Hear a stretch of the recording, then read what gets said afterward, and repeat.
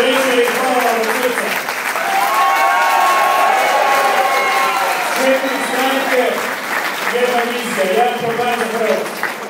Okupili smo se da bismo napravili nešto dobro za Hrvatsku i danas su nam hrvatski građani dali povjerenje. Dali su nam šansu. Dali su nam šansu da vodimo Hrvatsku i naša odgovornost je ogromna. Rezultati su dobri, zadovoljni smo i to osjećamo kao veliku zadaću. I nećemo iznevjeriti. Obećam to.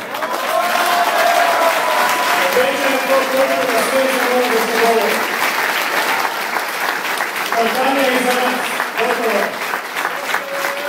Što je rečeno je, neka svako za sebe analizira sa srcem i sa pameću šta je govorio, što je mislio i kako bi to utjecaj imalo na hrvatske građane.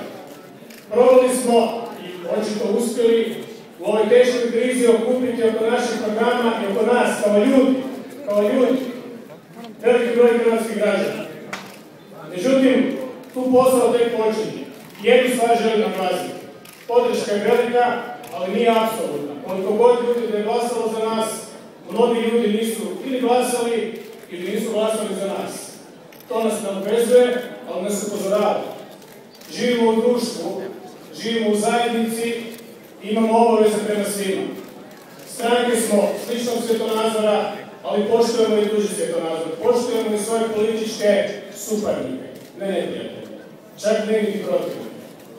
Prema ovim prvim rezultatima, neslužbenim rezultatima Državnog izbornog povjerenstva, ispada da smo dobili nadpolovičnu većinu Hrvatskog parlamenta.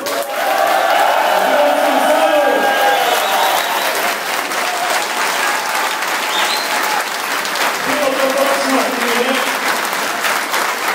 bio to mandat manje ili manje više, zaviše, sasvim svejedno.